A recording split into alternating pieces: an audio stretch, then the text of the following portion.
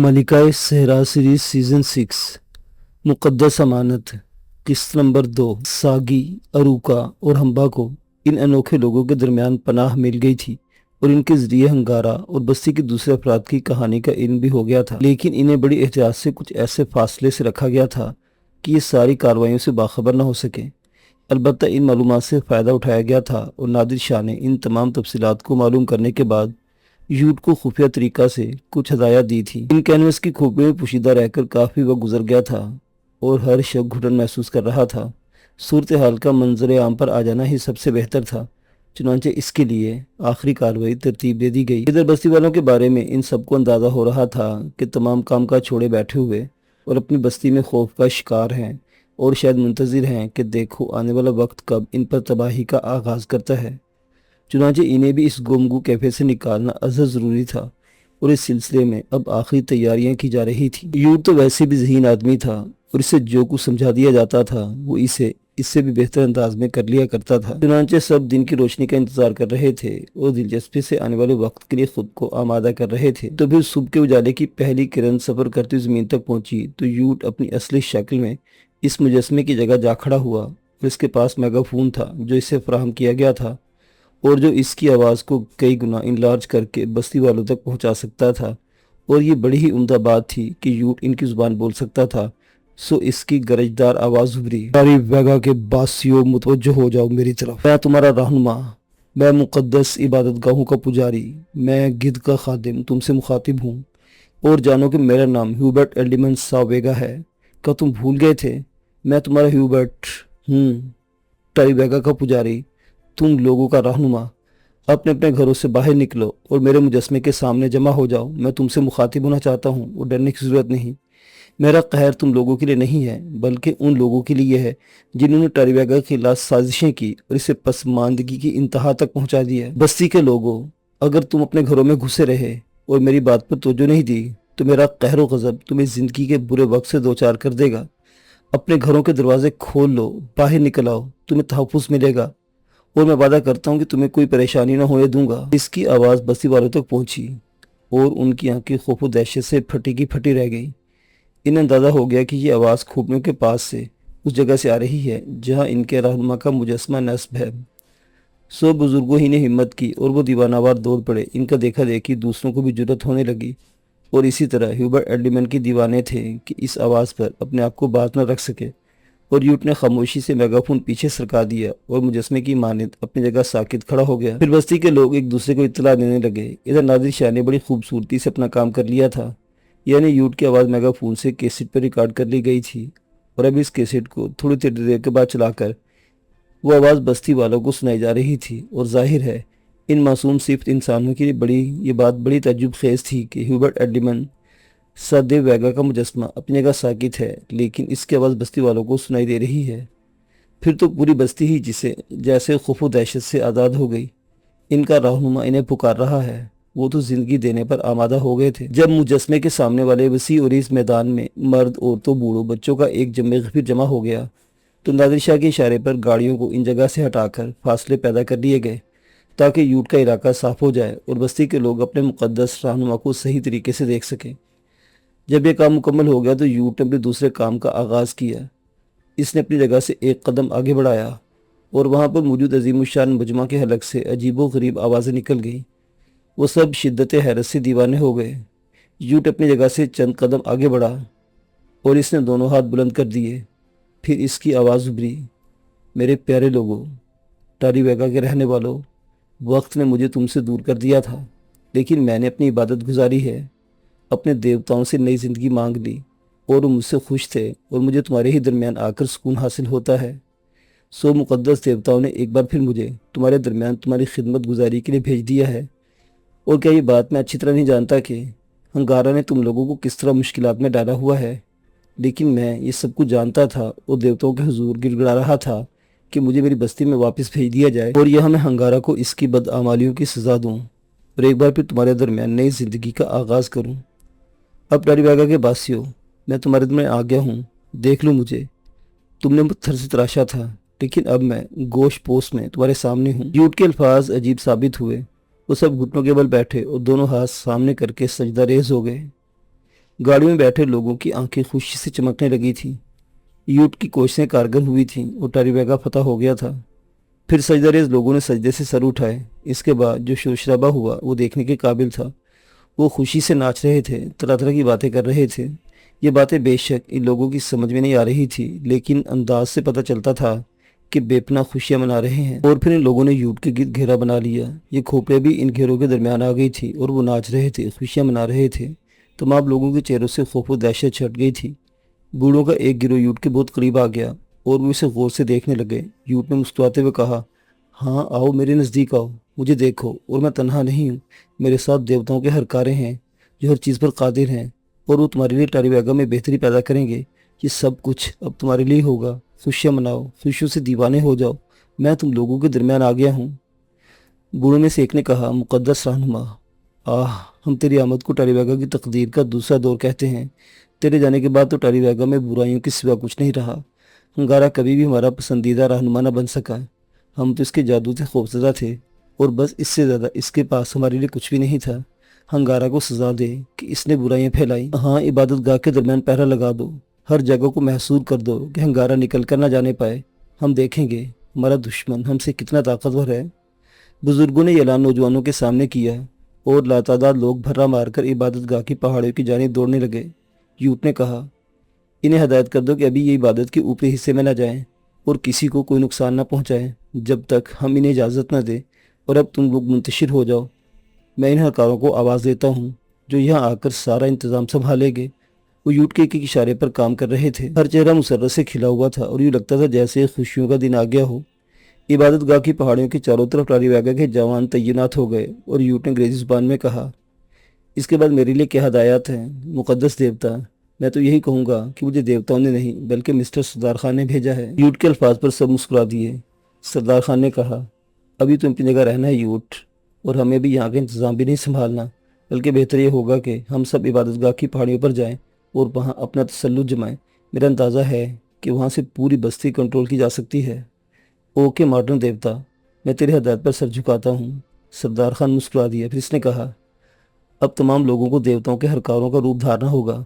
काश हमारे पास कुछ अजीब लिबास होते, लेकिन ना सही। अलबत्ता सबको अपने चेहरे मुख्तलिफ रंगों से रंगने चाहिए ताकि हमारे बारे में अंदाज़ा न हो सके। रंग कहाँ से आएंगे? जेम्स पेरी ने पूछा। इनका इंतज़ाम आपके सामान में है। इन जड़ी बूटियों के महलूल जो बेअसर हैं, ना काबिल यकीन। इसे ये भी मालूम है, जेम्स पेरी ने कहा, और लार्क एंजलू हंस पड़ा।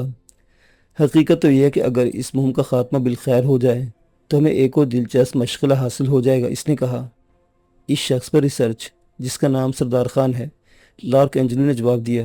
वाकई, रीटा हार्वे आहिस्ता से बोली। इसके बाद वो सरदार खान के अहकामात पर अमल करने के लिए तैयार हो गए थे। हंगारा इन वाक़यात से लाइल्म नहीं था। वो बुज़दिल इंसान था और बुज़दिल हमेशा चालाक होता है, लेकिन जो वाक़यात पेश आए थे वो खुद इसकी समझ से बाहर थे।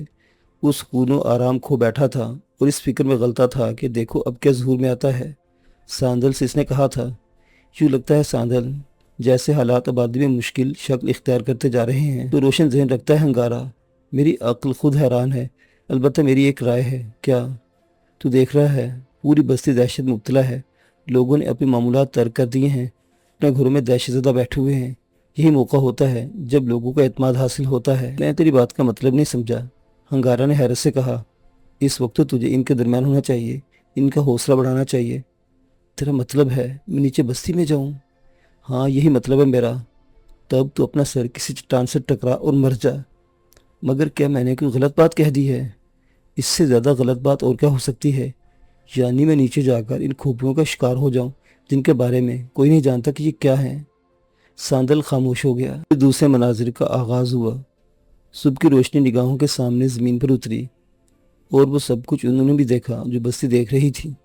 हंगारा ने ह्यूबर एडलीमैन के मुजस्मे को देखा जो मुतहर्रिक हो गया था और वो दंग रह गया। ये तो फिर से ज़िंदा हो गया।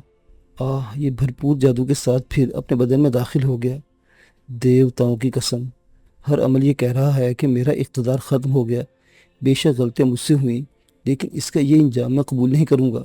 अगर मुझे मरना पड़ा तो इसे भी मेरे साथ मरना पड़ेगा। अंगारा के अंदर जैसे एक नया इंसान बेदार हो गया। इसका चेहरा अंगारे की तरह सुर्ख हो गया। इसने कहा, और अब मेरी अक्ल का जादू اس کے خلاف کام کرے گا۔ تب اس نے دیکھا لوگوں کا مجمع عبادت کی پہاڑیوں کی طرف دوڑ رہا ہے۔ ساندل کے تو بدن میں خوف کی لہریں دوڑ رہی تھی۔ اس کا دل چاہ رہا تھا کہ وہ دوڑ کر اپنی جان بچائے، لیکن یہ اس کے حق میں بہتر نہیں تھا۔ ہنگارا پتھرایا ہوا کھڑا تھا۔ بستی کے لوگوں نے پہاڑیوں کو محاصرہ کر لیا اور وہیں رک گئے۔ تب ہنگارا نے مسکراتے ہوئے کہا، یہ بہتر ہوا ہے، ہمیں اب عمل کا موقع مل گیا۔ اب ہمیں برق رفتاری سے کام کرنا ہے۔ ہمیں کیا کرنا ہے؟ تمام لوگوں کو اکٹھا کر لے، تمام گوشوں میں کھلے پھول توڑ لے اور معبد گاہ کے پجاریوں سے کہے کہ ان کے ہار بنا لے، پھولوں کی پتیاں اکٹھی کر لی جائیں۔ یہ کام پھر میں بتاؤں گا، ہمیں آگے کیا کرنا ہے۔ اور مگر ٹھیک ہے، باقی کام میں خود کروں گا۔ ہنگارا کے ہونٹوں پر شیطانی مسکراہٹ پھیل گئی۔ ساندل ہدایت کے مطابق عمل کرنے لگا۔ ہنگارا ایک طرف بڑھ گیا۔ اس سے خود کلامی کرتے ہوئے کہا، ٹاری ویگا کے پجاری، دیوتا نے تجھے بہت مختصر زندگی دے کر اس دنیا میں بھیجا ہے۔ تیری دوسری موت میں میری ہاتھوں لکھی ہے، یہ بات سمجھ لے۔ بہتر کون جانتا ہے کہ دیوتاؤں کی دی ہوئی زندگی کوئی انسان نہیں ختم کر سکتا، لیکن مقدس اگھورا ہر شخص جانتا تھا کہ اس وقت صرف ڈرامہ ہی زندگی بچا سکتا ہے۔ یہ ان کے لیے ایک دلچسپ تجربہ بھی تھا، لیکن ساتھ یہ بھی سمجھ لیا گیا تھا کہ انسان کسی بھی عالم میں بیوقوف نہیں ہوتا، لیکن ذرا سی لغزش، ذرا سی حماقت سارا کچا چھٹا کھول سکتی ہے، اور اس کے بعد جو بھیانک موت نصیب ہوگی، اس کا تصور موت سے زیادہ بھیانک ہے۔ بہرحال تیاریاں مکمل ہو گئی تھیں۔ طے کیا گیا تھا کہ گومی سیانا، روکا، ہمبا اور ساگی اس وقت تک یہاں رہیں گے جب تک صورتحال بہتر نہ محسوس کر لی جائے۔ یوٹ کے حکم سے بھلا کون انحراف کرتا۔ پھر ایک ایک کر کے تمام لوگ کینوس کے عقب سے باہر نکل آئے۔ انہوں نے اپنے چہروں پر رنگ چڑھا لیے تھے، ہر ایک کے پاس آتشی ہتھیار تھے، حتیٰ کہ یوٹ نے اپنے لباس میں 2 بھرے ہوئے پستول پوشیدہ کر لیے تھے۔ یہ اہم ضرورت تھی، کسی بھی وقت کوئی مشکل صورتحال پیش آ سکتی تھی۔ یہ تمام پروگرامنگ نادر شاہ کی تھی۔ اس نے صورتحال کے مطابق عمل کیا تھا۔ پھر دو کی قطار میں وہاں سے چل پڑے۔ ان کا رخ عبادت گاہ کی پہاڑیوں کی سمت تھا۔ سر ہدایت اللہ اور عرشی اتفاق سے اس وقت ساتھ تھے۔ عرشی ان کے ساتھ قدم اٹھا رہی تھی۔ وہ بے اختیار ہنس پڑی اور سر ہدایت اللہ کا نکھیوں سے اسے دیکھنے لگے۔ کیوں؟ انہوں نے پوچھا۔ اتنی سی بات ہی ڈیڈی، عرشی نے ہنستے ہوئے کہا۔ کیا مطلب؟ ان کھیل تماشوں کے لیے آپ بھاگے بھاگے پھرتے ہیں؟ کیسے کھیل تماشے؟ یہی جو اس وقت جاری ہیں۔ ارے ایسے ہی شوق تھا، آپ کو تو مجھ سے کہا ہوتا، تم کیا کرتی؟ وہیں سب کچھ ارینج کر دیتی۔ تھوڑے تھوڑے سے معاوضے پر ایسے آدمی پکڑ لیے جاتے اور ان کے درمیان آپ کو مارچ کرا لیا جاتا۔ میرے خیال میں سب کچھ آپ کے لیے اجنبی نہیں ہے۔ نہیں عرشی، یہ میری زندگی کی سب سے ہولناک مہم ہے۔ اس سے قبل کبھی سوال ہی پیدا نہیں ہوتا۔ بہرحال مزہ آ رہا ہے۔ تمہاری خواہش پوری ہو گئی مہم جوئی کی؟ ہاں۔ تو یہ کافی ہے زندگی بھر کے لیے، بلکہ اگر زندہ بچ گئی اور اپنے وطن پہنچنا نصیب ہوا تو ایک خوبصورت فیچر لکھوں گی، جن کا اختتام ان الفاظ پر ہوگا کہ اگر کسی کو مہم جوئی کا شوق چرائے تو اس کے لازم ہے کہ فوراً کسی دماغی ہسپتال سے رجوع کرے۔ نہیں عرشی، ایسی بات نہیں، سر ہدایت اللہ عجیب سے لہجے میں بولے۔ یعنی اب بھی ڈیڈی؟ ہاں، زندگی بار بار موت کے قریب سے گزرتی ہے تو زندگی کا لطف دوبالا ہو جاتا ہے، ورنہ ہر شخص اپنے طور پر جیتا ہی ہے۔ بے خطر زندگی، عجیب منطق ہے، ابھی تمہاری سمجھ میں نہیں آئے گی۔ نادرش اس بارے میں کیا کہتا ہے؟ وہ، عرشی نے کہا اور ہنس پڑی، وہ قدرتی سرپھرا ہے، اس کے نام سے اندازہ لگا لیجئے۔ عرشی نے کہا۔ وہ، سر ہدایت اللہ نے گہری سانس لے کر کہا، اس نے ایک مفوق الفطرت ہستی کا کردار ادا کیا ہے۔ اس مہم سے نمٹنے کے بعد اگر کبھی اس ٹیم نے کسی نئی مہم کے بارے میں سوچا تو نادر شاہ کو اس ٹیم کا سربراہ بنایا جائے گا۔ یہ سب کا متفقہ فیصلہ ہے۔ ارے باپ رے، کیا یہ خطرات بھی لاحق ہیں؟ عرشی نے آنکھیں پھاڑتے ہوئے کہا اور سر ہدایت اللہ سے دیکھنے لگے، پھر بولے، کیوں مہم جوئی سے دل گھبر گیا؟ ویسے تو ہمیشہ میرے کان کھائے رہتی تھی۔ توبہ ہے ایسی مہم جوئی سے ڈیڈی، جس میں بس کیا کہوں، جو کچھ نگاہوں کے سامنے ہے۔ سر ہدایت اللہ مسکرانے لگے۔ وہ قرب و جوار کا جائزہ بھی لیتے جا رہے تھے اور یہ دیکھ رہے تھے کہ ٹاری ویگا کے لوگ اس سے کس طرح عقیدت کا اظہار کر رہے ہیں۔ ایک نئی دنیا نگاہوں کے سامنے تھی۔ اس سے پہلے اس انداز میں کسی بستی کو اندر سے نہیں دیکھا گیا تھا، اور اب یہ احساس ہو رہا تھا کہ یہ زندگی کا کیا انداز ہے، مکانوں کو کس طرح بنایا جاتا ہے، ضرورتیں کس سادگی سے پوری کر لی جاتی ہیں۔ ایک یہ دنیا ہے اور ایک وہ مہذب آبادی ہے جہاں انسان تہذیب کا شکار ہو کر انسانوں سے زیادہ جانوروں کی زندگی گزار رہا ہے۔ اس سے تو بدرجہ بہتر یہ لوگ ہیں جن کے مسائل اور وسائل یکساں ہیں۔ بہرحال یہ ان سوچوں میں الجھنے کا وقت نہیں تھا۔ ابھی تو اس ملک کے بہت سے ایسے مراحل تھے جن کے بارے میں کچھ کہا نہیں جا سکتا تھا کہ کامیابی ملے گی یا نہیں۔ یہ تو ایک بدلے ہوئے انداز کا پہلا حصہ تھا۔ اگر جیمز پیرے نہ مل جاتا اور رکاوٹوں کا یہ انداز نہ ہوتا تو شاید اس مہم کی شکل ہی دوسری ہوتی۔ وہ ٹاریویگا کی جانب آنے کے بجائے یقینی طور پر نیل کنٹھ کا رخ کرتے اور وہاں کے حالات زیادہ ہنگامہ خیز ہوتے۔ خیر ابھی تو یہ ساری باتیں صرف ایک افسانوی حیثیت رکھتی تھی۔ ان کے قدم آہستہ آہستہ عبادت گاہ کی پہاڑی کی جانب اٹھ رہے تھے۔ پھر ان کے دامن میں پہنچے تو ہجوم نے ان کے لیے راستہ خالی کر دیا۔ مقدس ہیوبرٹ ایڈلیمن کے سامنے سب جھک رہے تھے اور اسے بڑا احترام دے رہے تھے، کیونکہ ہدایت کر دی گئی تھی کہ عبادت گاہ کی پہاڑیوں پر ابھی کوئی قدم نہ رکھے اور وہاں موجود ہنگارہ کو کوئی نقصان نہ پہنچایا جائے۔ پھر جب پہاڑیوں کی بلندیاں طے کی جانے لگیں تو یوٹ نے ہی سامنے کی جانب رخ کیے کہا، کیوں نہ ہو مسٹر سردار خان کہ بلندیوں پر ہمارا استقبال پجاریوں کو وہ گروہ کرے جو مسلح ہو اور ہمیں نقصان پہنچانے کی کوشش کرے۔ اسی لیے یوٹ ہم نے ہتھیار ساتھ لے لیے ہیں، دیکھنا ہوگا۔ ویسے ایک گروپ پیچھے چلا رہا ہے، یہ مقامی بزرگ ہیں جو عقیدت مندی میں ہمارے ہمراہ بلندیوں کا سفر کر رہے ہیں۔ ذرا ان پر نظر رکھنا، یہ کیا چاہتے ہیں کہ ان کی کوئی ایسی اور خواہش تو نہیں جو ہمارے علم میں نہ ہو۔ میں خیال رکھوں گا، یوٹ نے جواب دیا۔ کوئی 30-40 افراد جو کہ سب کے سب بزرگ اور عمر رسیدہ تھے اوپر چلے آ رہے تھے، حالانکہ انہیں اس کی ہدایت کی گئی تھی نہ اجازت، لیکن بہرحال ان لوگوں کا آنا سردار خان کے خیال کے مطابق بہتر ہی تھا۔ پھر اچانک ایک ایسا کام ہوا جس کی انہیں توقع نہیں تھی۔ اوپر سے پھولوں کی پتیاں اڑتی ہوئی نیچے آ رہی تھی اور وہ محسوس کر رہے تھے کہ یہ پھولوں کی پتیاں اوپر سے خیر سگالی کے طور پر نچھاور کی جا رہی ہیں۔ چونکہ بلندیوں سے انہیں پھینکا جا رہا تھا، اس لیے دور دور تک منتشر ہو رہی تھی اور ان کے جسموں پر بھی گر رہی تھی۔ استقبالیہ کا انداز تھا۔ بہرحال انہیں کچھ بھی نہیں کہا جا سکتا تھا، یہ بھی نہیں پتہ چل سکا کہ اس عمل کا محرک کون ہے، لیکن بلندیوں کا راستہ عبور کرتے کرتے یوٹ نے امرت سے کہا، بگ باس ہو سکتا ہے تمہاری نگاہیں بلندیوں کو نہ دیکھ پا رہی ہوں، لیکن میں بے شمار حسیناؤں کو دیکھ رہا ہوں جو بہت خوبصورت ہیں اور مختصر لباس پہنے پھولوں کی پتیاں نچھاور کر رہی ہیں۔ مس ایلما برانڈ کو اس سلسلے میں متردد ہونا چاہیے۔ ایلما برانڈ جو ایمرے کے ساتھ ہی چل رہی تھی مسکرا دی، تاہم اس نے اس بات کا کوئی جواب نہیں دیا۔ ریٹا ہاروے، ارشی وغیرہ بھی بلندیاں طے کر رہی تھی، البتہ سب نے اپنے اپنے ساتھی کو اپنے ساتھ رکھا تھا، جیسے الاشا فیروز کے ساتھ تھی اور فیروز اسے سہارا دیے ہوئے تھا۔ بہرحال ان حالات کے بارے میں ابھی تک کسی نے اپنے نظریات کا اظہار نہیں کیا تھا اور اس کی وجہ یہ تھی کہ کسی کو اس کا موقع نہیں مل سکا۔ البتہ بلندیاں عبور کرتے کرتے ان کے سانس اچھے خاصے چڑھ گئے تھے۔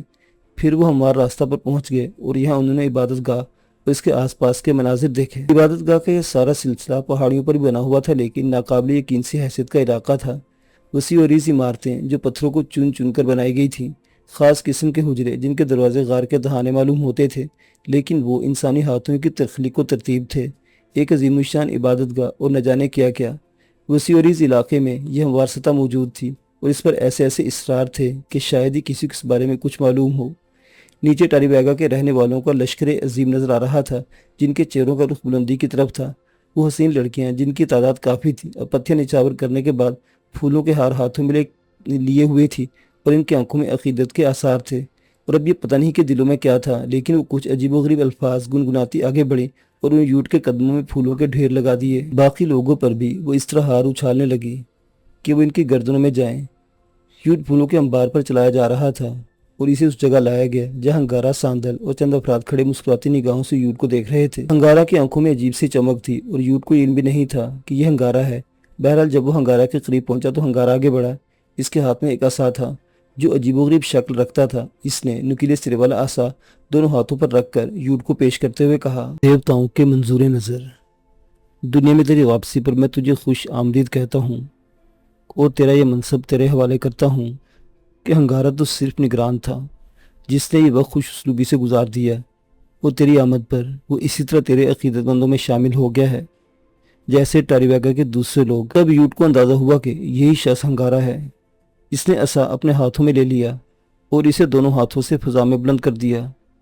ہنگارہ دو زانوں بیٹھ کر دونوں ہاتھ سیدھے کر کے اسی انداز میں جھک گیا تھا جس طرح بستی کے دوسرے لوگ اور عقب سے جو بوڑھے لوگ آئے تھے وہ ایک قطار بنائے ان لوگوں کو دیکھ رہے تھے، اور انہوں نے یہ بھی دیکھ لیا تھا کہ ہنگارہ نے اپنی پسپائی قبول کر لی ہے اور عصا ہیوبرٹ ایڈلیمن کے حوالے کر دیا گیا ہے۔ گویا یہ اظہار تھا کہ وہ ہیوبرٹ ایڈلیمن کی برتری قبول کرتا ہے، جبکہ اسی کے ہاتھوں ہیوبرٹ ایڈلیمن کو نقصان پہنچا تھا۔ بستی والوں کے خیال میں اب یہ انہیں دیکھنا تھا کہ مقدس رہنما کا رویہ ہنگارہ کے ساتھ کیا رہتا ہے۔ یوٹ نے گردن ہلائی اور بولا، مقدس دیوتاؤں کی طرف سے تیری یہ سعادت مندی میں نے قبول کی ہنگارہ، اور تیرے ساتھ اس کے علاوہ کتنے پجاری ہیں جو ہم وہ سب تیری عبادت کے لیے یہاں موجود ہیں، اور ان کے علاوہ یہاں اور کوئی نہیں ہے۔ کیا تو اپنی معذوری پر ناخوش ہے؟ میں تو مقدس رہنما کا خادم ہوں، ہاں بس اتنا درجہ مجھے ضرور حاصل ہے کہ خدام میں قائم رہنے دیا جائے۔ میں نے قبول کیا، یوٹ نے ہاتھ اٹھا کر کہا، اور ہنگارا نے دونوں ہاتھ بلند کر کے ایک زوردار نعرہ لگا اور بولا، ہیوبرٹ ایڈلیمن سادے ویگا زندہ باد۔ اور اس کے خادم خاص ہنگارا اپنی تمام تر خدمات کے ساتھ پھر اس کی خدمت میں پیش۔ لوگ منتشر ہونے لگے اور بلندیوں سے اعلان کیا جانے لگا کہ ہیوبرٹ ایڈلیمن سادے ویگا نے اپنی جگہ حاصل کر لی ہے اور اس ہنگاروں کو پناہ دی ہے، چنانچہ اب کسی کو اوپر آنے کی ضرورت نہیں۔ ہنگارا نے یوٹ سے کہا، مقدس رہنما، تیرے قیام کے لیے ہم نے یہ جگہ منتخب کی ہے، وہ ہے جہاں تو پہلے مقیم ہوتا تھا، اور ابھی تیرے لیے وہی جگہ بہتر ہے۔ تم آگے آؤ، یوٹ نے کہا اور اشارے سے سردار خان کو بلایا۔ زبان مقامی ہی استعمال کی گئی تھی، لیکن اشارہ اس بات کا ضامن تھا کہ کیا کیا جا رہا ہے اور کیا کہا جا رہا ہے۔ چنانچہ نادری شاہ آگے بڑھ گیا۔ یوٹ نے انگریزی میں کہا، اور وہ جگہ تم دیکھو گے گریٹ دیوتا، تاکہ میں اسے اپنے لیے پسند کر سکوں۔ مناسب نہیں ہوگا ڈیر، کیونکہ یہ کام تمہارا ہی ہے، لیکن اگر تم چاہو تو اپنے خادم کی حیثیت سے مجھے ساتھ لے لو۔ یوٹ نے گردن گھمائی اور ہنگارا نے فوراً سوال کیا، یہ کون سی زبان بول رہے مقدس رہنما؟ یہ دیوتاؤں کی زبان ہے جو ہمارے دل میں رابطے کا کام دیتی ہے، اور یہ لوگ جو دیوتاؤں کی دنیا سے میرے ہمراہ بھیجے گئے ہیں یہی زبان سمجھتے ہیں، آؤ۔ اور ہنگارا یوٹ کے ساتھ چل پڑا۔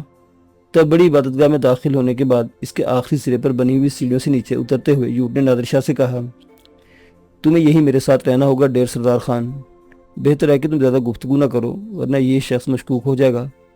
وہ جگہ ایک وسیوریز غار میں بنی ہوئی تھی اور دنیا بھر کی تمام آسائشیں وہاں جمع کر دی گئی تھیں۔ یہی وہ بدکار جگہ تھی جہاں معبد کی مقدس کنواریوں کو ہنگارا کے سامنے پیش کیا جاتا تھا، اور ہنگارا یہیں پر اپنا وقت گزارتا تھا۔ اس نے بڑی خوش اسلوبی سے یہ جگہ مقدس رہنما ہیوبرٹ ایڈلیمن کو پیش کر دی تھی، لیکن نادر شاہ نے کہا، تم اس جگہ کو بے شک اپنی آرام گاہ کے طور پر قبول کر لو، لیکن یہاں جو کچھ ہے وہ سب کچھ خطرناک ہو سکتا ہے، اس لیے اس سے ہوشیار رہنا بہتر ہے تمہیں۔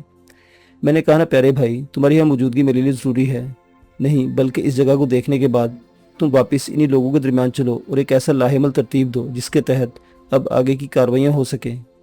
کیا اس شخص کی موجودگی میں؟ ہاں، دیکھو کس طرح کمبخت آنکھیں پھاڑ پھاڑ کر ہمیں دیکھ رہا ہے اور ہماری باتیں سن رہا ہے۔ ہاں میں دیکھ رہا ہوں، لیکن میں تم سے پہلے بھی کہہ چکا ہوں کہ بہت زیادہ بولنے سے گریز کرو۔ یوٹ نے چاروں طرف دیکھا اور پھر مسکرا کر بولا، ہاں رفتہ رفتہ سب کچھ یاد آتا جا رہا ہے ہنگارا، ہمیں یہ جگہ پسند آئی، لیکن ابھی ہم آرام کرنے کے لیے نہیں آئے۔ دیوتاؤں کی بستی یہاں تک پہنچتے ہوئے تمہیں یقیناً بہت سی مشکلات کا سامنا کرنا پڑا ہوگا اور تم تھک گئے ہوگے آقا، اس لیے کیا یہ بہتر نہیں کہ تم آرام کرو؟ نہیں، اور بہتر یہ ہے کہ میں جو چاہوں تو صرف اسے سن اور اس پر عمل کر۔ بہرحال تیری تجویز کردہ قیام گاہ ہمیں پسند آئی۔ اس کے بعد یوٹ نے وہاں سے مڑ کر واپس چل پڑا۔ ہنگارا نے سادل کی جانب دیکھا اور آہستہ آہستہ یوٹ کے پیچھے چلتا واپس اپنی جگہ پر آ گیا جہاں باقی تمام لوگ موجود تھے۔ تب یوٹ نے کہا، اور تم لوگ مناسب طریقے سے اپنے لیے قیام گاہ منتخب کر لو، اور یہ شخص جو کچھ بھی کہے خبردار اس کی کسی بات کی تعمیل نہ کی جائے اور خیال رکھا جائے کہ یہ کوئی دھوکہ کر سکتا ہے۔ ٹھیک ہے یوٹ۔ پھر وہ لوگ چاروں طرف منتشر ہو گئے اور مقامی پجاری ان کے اشاروں پر ان کی امداد کرنے لگے، لیکن زبان کا مسئلہ سب سے ٹیڑھا تھا۔ تاہم یہاں بنے ہوئے لاتعداد حجرے ایسے تھے جہاں قیام کیا جا سکتا تھا، اور یہ جگہ واقعی ناقابل بیان حد تک خوبصورت تھی، خاص طور سے وہ علاقہ جہاں آبشار بہتا تھا۔ بلندی سے گرتا وہ آبشار کا حوالہ دیا تھا۔ اس کے علاوہ وہ حسین لڑکیاں بھی جو عقیدت بھری نگاہوں سے انہیں دیکھ رہی تھی، ان لوگوں کے لیے قابل توجہ تھی۔ ان کے بارے میں زیادہ معلومات تو انہیں حاصل نہیں تھی اور یہ بھی جانتے تھے کہ وہ زبان کا رشتہ ان کے ساتھ قائم نہیں ہو سکتا، لیکن بہرحال یہ سب قابل غور تھا۔ وہ مقدس بوڑھے جو یہاں موجود تھے اور ان کے ساتھ ہی اوپر تک آئے تھے یوٹ کی خدمت میں حاضر ہوئے۔ ان میں سے ایک نے کہا، ہیوبرٹ ایڈلیمن ٹاریویگا، ہمارے لیے کیا حکم ہے تیرا؟ میرے محبت کرنے والوں، واپس جاؤ اور اپنی بستیوں کو خوشیوں کی خبر دے دو۔ ہنگارا اب تم پر قائم نہیں ہے، بلکہ اب وہ میرا عبادت گزار ہے، اور اس کے بارے میں فیصلہ میں نہیں تم کرو گے۔ ابھی تو ابتدا ہے، بعد میں تم سے معلوم کیا جائے گا کہ میری غیر موجودگی میں ہنگارا نے تم لوگوں کے ساتھ کیا سلوک کیا، اور جب مجھے اس بات کا علم ہو جائے گا تبھی ہنگارا کی قسمت کا مناسب فیصلہ ہو سکتا ہے۔ اور ہاں سنو، ان مقدس کھوپڑیوں کو کوئی نقصان نہ پہنچانا اور نہ ان کے قریب جانا، کہ وہ دیوتاؤں کی امانت ہیں، اور ان کے قریب جانے کا مطلب ہے کہ تم اپنے لیے موت حاصل کر لو۔ باقی تم لوگ جس طرح چاہے زندگی گزارتے ہو گزارنا شروع کر دو، اور اب میں تمہارے درمیان آ گیا ہوں، تمہیں نئی نئی ہدایات دوں گا جس سے تم پر برکتیں نازل ہوں گی۔ وہ سب خوشیوں کے نعرے لگاتے ہوئے ان سیڑھیوں کی جانب بڑھ گئے جو پہاڑی میں تراشی گئی تھی، اور یوٹ نے ہنگارا کی جانب نگاہیں دوڑائی۔ اسے ایک لمحے ہی احساس ہو گیا کہ ہنگارا کنتوں نگاہوں سے دیکھ رہا ہے، لیکن جب یوٹ نے نظریں ملی تو اس نے فوراً اپنا انداز بدل لیا۔ یوٹ بہرحال بیرون دنیا میں پوری عمر گزار چکا تھا اور بہت رمز آشنا تھا۔ سردار خان اور باقی پورا گروہ وہاں موجود تھا اور بستی کے لوگ نیچے جا چکے تھے، لیکن لوگوں نے دیکھا کہ لاتعداد افراد پہاڑوں کے کناروں پر موجود اور انہوں نے وہی محاصرہ آرائی کی ہوئی تھی۔ اس بات پر سردار خان کو ہنسی آ گئی اور اس نے کہا، بڑی غلطی ہوئی یوٹ، ہم نے بستی کے لوگوں سے انہیں کہا کہ واپس اپنے گھروں کو چلے جائیں اور محاصرہ ختم کر دیں۔ وہ ابھی تک محاصرے کے عالم میں ہیں اور یہ بہتر ہے کہ مسٹر سردار خان، کیونکہ ابھی میں یہ دیکھ رہا ہوں کہ یہاں کی صورتحال اطمینان بخش نہیں۔ پجاریوں کی اچھی خاصی تعداد ہے، گو ہم انہیں بآسانی سنبھال سکتے ہیں، لیکن پھر بھی یہ ان کی رہائش گاہیں ہیں۔ ہاں اب تم مجھے بتاؤ کہ ہمارا آئندہ قدم کیا ہونا چاہیے؟ ایک کھلی جگہ میں قیام اور مستعدی، سردار خان نے جواب دیا۔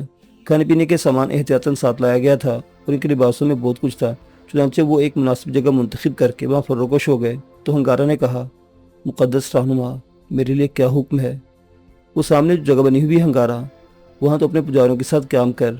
ابھی چند لمحوں کے بعد میرے ہمراہ آنے والے ان تمام جگہوں کا جائزہ لیں گے جہاں انسانوں کی موجودگی کی متوقع ہو سکتی ہے، اور اگر کوئی ایک بھی فرد ان جگہوں پر پوشیدہ نظر آیا پھر تیری نیت کی کھوٹ واضح ہو جائے گی۔ میری نیت کی کھوٹ؟ ہنگارا نے بظاہر متحیرانہ انداز میں کہا۔ ہاں ہنگارا، بہت سی ایسی باتیں ہیں جو بھی تجھ سے کرنا مناسب نہیں ہے، لیکن آنے والے وقت میں تیرے اور تیرے درمیان بہت سی گفتگو ہوگی جس میں ہم مستقبل کے لیے فیصلہ کریں گے۔ میں تو تیرا غلام ہوں اور ہر طرح تیرے لیے خدمت حاضر ہوں۔ ویسے میں نے تجھ سے غلط نہیں کہا، پجاریوں کی جو تعداد موجود ہے اس کے علاوہ دوسرے افراد نہیں ہیں، تاہم اپنے لوگوں کو جائزے کے لیے بھیجنے سے پہلے مجھے تھوڑا سا جائزہ لینے دو، کہ یوں نہ ہو کہ میری تقدیر تاریک ہو جائے اور تجھے مجھ پر کسی شبے کا موقع ملے۔ ایسا کر لے تو بہتر ہے، میں تمام لوگوں کے سامنے کی جگہ دیکھنا چاہتا ہوں اور ان لڑکیوں کو بھی جو معبد کی داسیاں ہیں۔ ٹھیک ہے مقدس رہنما، ہنگارا نے کہا اور ساندل کو اشارہ کر کے وہاں سے چل پڑا۔ یوٹ نے سردار خان کو دیکھا۔ سردار خان مسکرا کر بولا، یوٹ، اس کے چہرے پر کچھ ہے جس کا بھی صحیح طور سے اندازہ نہیں لگایا جا سکتا، لیکن ہمیں اس سے ہوشیار رہنا ہوگا، خاص طور سے مجھے تمہاری رہنمائی درکار ہوگی اور اس بات کا پورا خیال رکھنا، ویسے لڑکیوں سے بھی کوئی گڑبڑ ہو سکتی ہے۔ مسٹر سردار خان، ان پر بھی گہری نگاہ رکھی جائے۔ میں سمجھتا ہوں تمہاری وائف بہت عمدگی سے یہ کام سنبھال سکتی ہے، میڈم ہاروے اور باقی لڑکیاں بھی اس کی نگرانی کریں۔ سردار خان نے اپنی بیوی شمسا کی جانب دیکھا۔ عرشی نے فوراً ہی رخ دوسری جانب کر لیا، کیونکہ سر ہدایت اللہ بھی زیادہ فاصلے پر نہیں تھے اور کیونکہ اس وقت سبھی یوٹ کی جانب متوجہ تھے، اس لیے یہ بھی نہیں کہا جا سکتا تھا کہ کسی نے یوٹ سے بات نہ سنی ہو۔ پھر سب لوگوں نے اپنی بھی ٹولیاں بنا لی اور سردار خان نے سب کو ہدایت دی، ان میں سے کچھ افراد کو ان سیڑھیوں کی جانب نظر رکھنی ہے۔ حالانکہ ہم میں سے کسی کو بھی بستی والوں کی جانب سے کوئی خطرہ نہیں، لیکن اس بات کے امکانات ہو سکتے ہیں کہ ان میں ہنگارا کے کچھ ہم نوا بھی ہوں اور ہنگارا نے ہدایت دے دی ہے۔ اس کے ساتھ ساتھ جیسا کہ میں نے جائزہ لینے کے لیے کہا ہے، بے شک ہم ان اجنبی جگہوں پر بھرپور طریقے سے جائزہ نہیں لے سکیں گے، لیکن اس بات کے امکانات تو ہیں کہ ان لوگوں کے پاس آتشی ہتھیار نہیں ہے اور نہ ہی ہتھیاروں کو پہچانتے ہیں، اس لیے دور سے کسی ایسے حملے کی توقع تو نہیں ہو سکتی۔ تاہم ہوشیاری شرط ہے، ہم اجنبی جگہوں پر اس طرح داخل نہیں ہوں گے کہ وہاں قید ہو جائیں، لیکن پھر بھی ان جگہوں پر نظر ضرور رکھنا ہوگی۔ فیروز نے اپنی ٹیم کے ساتھ جگہ سنبھال لی اور اس ٹیم میں اس نے علاشا کو خاص طور پر شامل رکھا تھا۔ وقت گزرتا جا رہا تھا اور علاشا اس کے پاس بیٹھی ہوئی تھی۔ فیروز نے ماحول کا جائزہ لیا، پھر علاشا سے کہنے لگا، علاشا، کیا تمہیں اپنی بستی یاد آتی ہے؟ نہیں، تم اسے بھول چکی ہو، وہ کوئی یاد رکھنے کی جگہ نہیں تھی۔ یہاں کیسا محسوس ہوتا ہے؟ اب اچھا نہیں لگتا؟ کیوں؟ تم نے مجھے جس دنیا کی کہانی سنائی ہے فیروز، اور میرا دل چاہتا ہے کہ اس دنیا میں جاؤں۔ تنہا؟ اس دنیا کو تنہا میں کیسے جانوں گی؟ تم میرے ساتھ چلو گی؟ ہاں۔ کیا تم یہ پسند کرو گی کہ گومی سینا بھی تمہارے قریب موجود ہو؟ میں نہیں جانتی۔ کیا مطلب؟ میں نے کہا نا میں نہیں جانتی۔ آخر کیوں؟ اس لیے کہ میری پسند میں گومی سینا شامل نہیں ہے، علاشا نے جواب دیا اور فیروز مسکرانے لگا۔ ادھر ایلما ایمرے سے کہہ رہی تھی، کیا یہ فضا بہت زیادہ رومان پرور نہیں ہے ایمرے؟ ایمرے نے دور سے گرتے اس سفید آبشار کو دیکھتے ہوئے کہا، اس فضا میں میری زندگی کے کچھ ایسے لمحات شامل ہیں جن سے میں لا علم ہوں، لیکن ایلما یوں لگتا ہے جیسے ہواؤں میں بسی ہوئی خوشبو اپنی سی ہے، نہ جانے یہ اپنائیت کیا رنگ لائے گی۔ ایلما ایک گہری سانس لے کر فضا میں پھیلی خوشبوؤں کو سونگھنے لگی تھی۔